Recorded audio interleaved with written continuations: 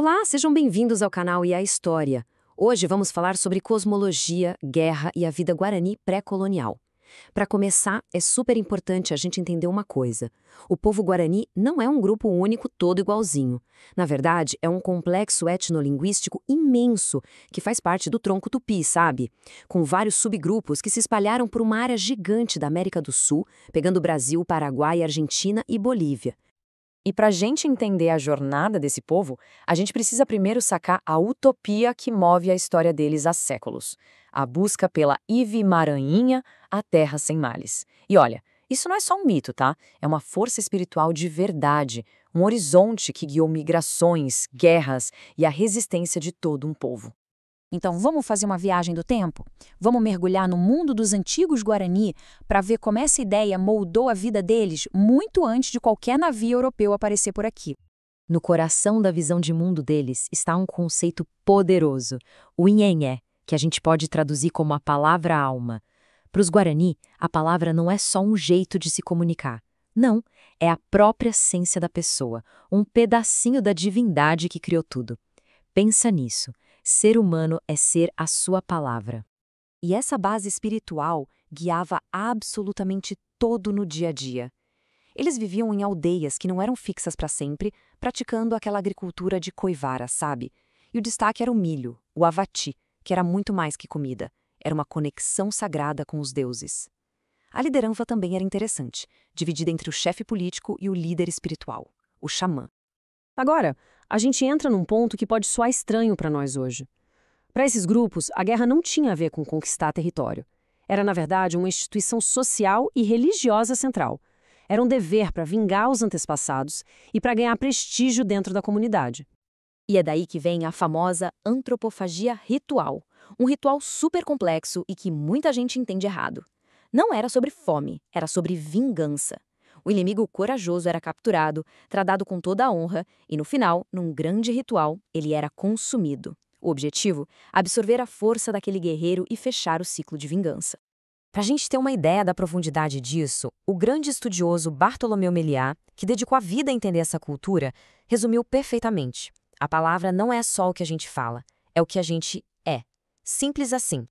Só que todo esse universo, toda essa visão de mundo, estava prestes a sofrer um impacto brutal com a chegada dos europeus. Um mundo inteiro ia se abalado, dando lugar a uma outra forma de resistir. A coisa foi se desenrolando assim. No século XVI, o primeiro contato trouxe doenças e uma desordem social imensa. Aí, no século XVII, os jesuítas chegam e criam as reduções, aqueles grandes aldeamentos que mudaram completamente o jogo.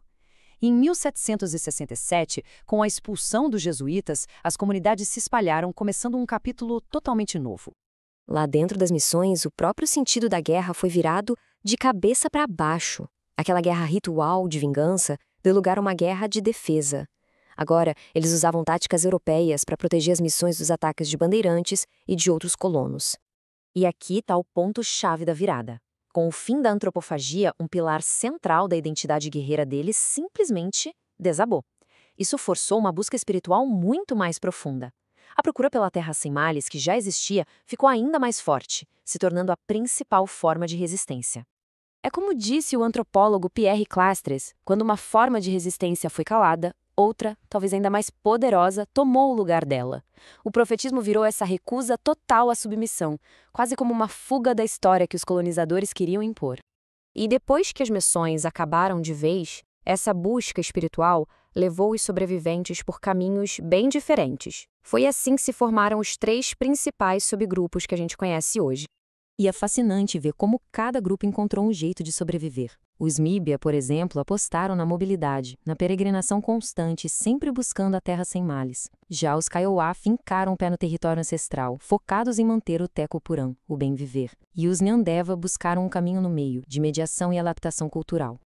E essa história toda nos joga direto para os dias de hoje, onde a luta não é mais simbólica, mas uma batalha desesperada pelo próprio chão que eles pisam. Para a gente entender o tamanho dessa luta, precisa entender o que é Tecoa. E olha, Tecoa não é só terra, é o lugar onde se pode ser quem se é. É o espaço vital com a casa de reza, as matas, os rituais. Sem Tecoa, simplesmente não dá para ser Guarani. O que aconteceu principalmente com os Kaiowá e Inhandeva, no Mato Grosso do Sul, foi a perda desses tecoa para o avanço do agronegócio. O resultado? Eles foram confinados em reservas minúsculas, superlotadas. E isso gerou uma crise humanitária gigantesca, com desnutrição e violência. E as consequências dessa morte cultural são catastróficas. A perda da esperança, da possibilidade de viver o próprio modo de ser, levou a uma das estatísticas mais trágicas do nosso país.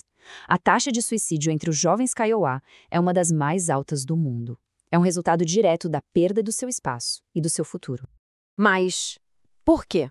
Por que isso acontece? Qual é a raiz dessa tragédia toda? A resposta, dura e direta, vem do antropólogo Antônio Jacó Brandi. Perder o tecorá não é como perder um bem material, é perder a própria chance de continuar existindo como um povo. Em resposta a isso, eles começaram um movimento que ficou conhecido como retomada. E é crucial entender, isso não é uma invasão, é um ato de desespero para reocupar as terras ancestrais, um movimento pela sobrevivência, para reafirmar o direito de simplesmente existir. Apesar de séculos de perseguição, de tanta luta, o legado espiritual do povo guarani tem lições poderosíssimas para o nosso mundo de hoje. E as maiores contribuições deles não são coisas materiais, sabe? São conceitos filosóficos profundos que inspiram até hoje. A ideia da palavra alma, o modelo ético do bem viver em harmonia e a própria utopia da Terra Sem Males como um jeito de resistir e de sonhar com um mundo melhor. Isso nos deixa com uma pergunta final, uma reflexão que vai muito além da história de um único povo. No nosso mundo em crise, o que será que a gente pode aprender com essa busca incansável dos Guarani por uma terra sem males? Se gostaram desta análise, não se esqueçam de curtir e se inscrever no canal e a História no YouTube e no TikTok. Até a próxima!